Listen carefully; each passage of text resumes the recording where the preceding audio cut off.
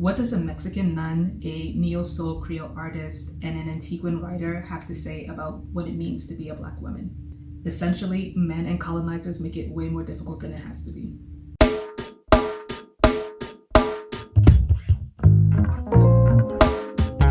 In our last conversation, we talked about how to create authentic Black women characters. And we said the way to do that is to A, recognize that all Black women are not a monolith, and B, humanize them, make their pain authentic or make their stories authentic in such a way that even if someone is not a Black woman, they can somehow empathize with their experience. But now the question is, what does it mean exactly to humanize a Black woman?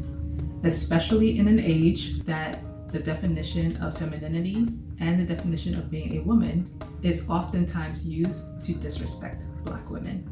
A quote from the 17th century proves that women been repeating themselves often when discussing their femininity. This quote in particular comes from a famous Mexican nun, Sister Juana Inés de la Cruz, who grew up in wealth and privilege, but experienced just as much misogyny and disrespect as the rest of us. And one of her famous poems, Foolish Men, says this. She's writing this around the same time that misogyny officially becomes a word that's used in the English language, and around the time that a man named Joseph Swetnam published the first, I kid you not, incel book titled The Arraignment of Lewd, Idle, Forward, and Unconstant Woman, in which he writes, musing with myself being idle and having little else to pass the time withal, and I being in great anger against some women, taking up my pen in hand to pass the time writing, I might have employed myself to better use than to entangle myself with such vermin. So essentially this man said he could have been doing better things with his time, but he instead to use that time to insult and degrade women. All right, as we've moved from an agricultural to a more industrial and technology-based economy, women have earned a bit more independence, able to get their own jobs and have their own bank accounts and be fully independent for the most part from men. But the more things change, the more things stay the same. Exhibit A, Solange's album A Seat at the Table, had the song Cranes in the Sky that clearly articulated women's struggle still with finding their place in a male-dominated society where they feel unloved and unprotected.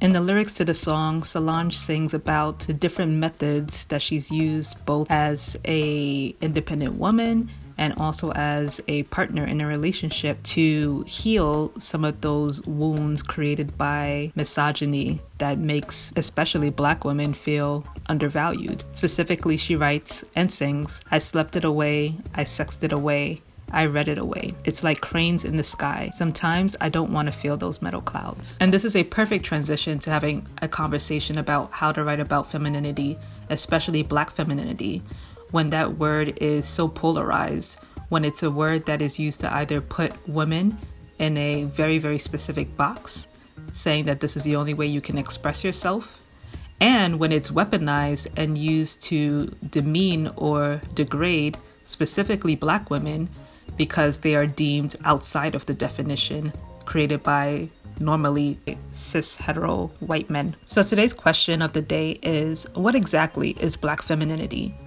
And is there a wrong or right way to write Black feminine characters?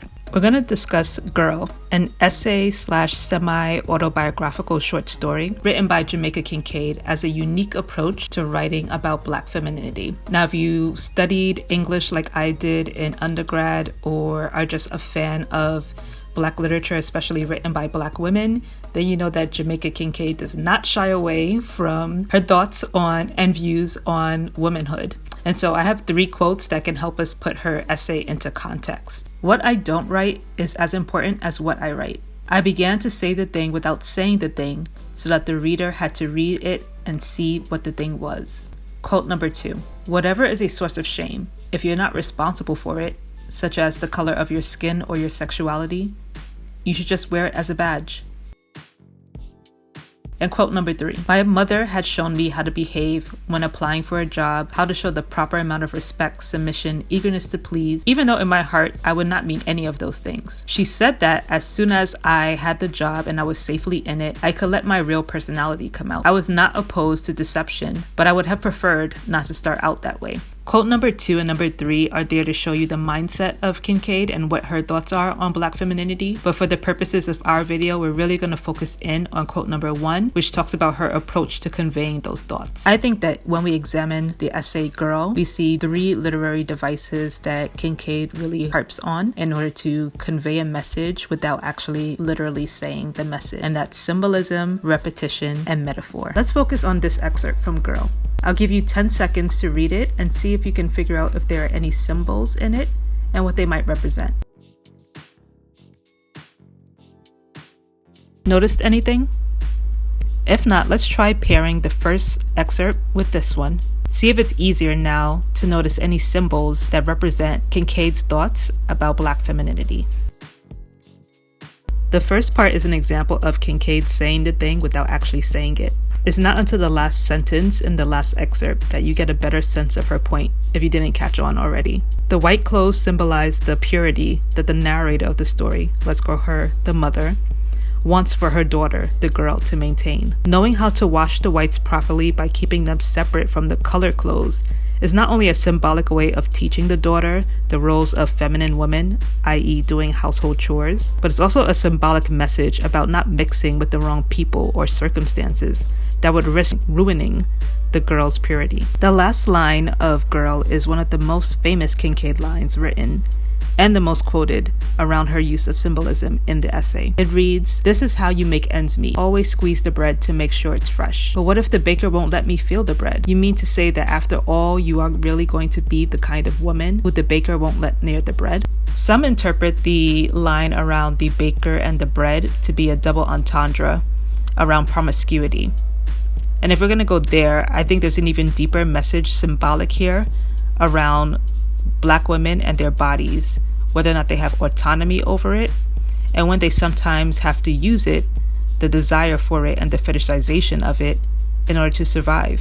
Especially when the line starts with, "This is how to make ends meet." For example, this brings up conversations like the one that we had in the last video around hypergamy, which some Black women see as a method for rising the financial ranks or the social status ranks. On the quote-unquote worst case scenario, in some people's opinion, is Black women turning to sex work in order to pay their bills in a sometimes dire situation. Not always, sometimes also desiring to just do the work out of their own autonomy, however being shamed for it. Many different interpretations can be taken from the different lines in Girl, and that's what makes it a fascinating read, and also is the reason why I say that symbolism is a key tool that Kincaid uses to force the reader in and use her imagination to decide which route to go in terms of this conversation. Another literary tool that you can't miss in Girl is repetition, because of the most famous words from the piece that reappear like a song bridge: the slut and becoming. Those words are like the cranes in Solange's sky, the ruminating thoughts that you think would ultimately give you clarity on who you are or what you should be, but instead they keep you in a perpetual state of reconstruction. Of course, this is my humble interpretation, but the main point is Kincaid deliberately decides to repeat these words for a reason. Somehow she thinks or knows that there's something significant about these two words, that if the reader sees them repeated, she or he would have to stop and meditate on what meaning they have, both in the story and in real life. Now, before we dive into our last literary device, I want us to go back to elementary school and talk about what a metaphor is. According to Merriam-Webster, the definition of metaphor is a figure of speech in which a word or phrase, literally denoting one kind of object or idea, is used in place of another to suggest a likeness or analogy between them. Now, in elementary school or even middle school, you probably just learned that a metaphor is a simile without using the word like or as, but as you can see, it's much more sophisticated than that.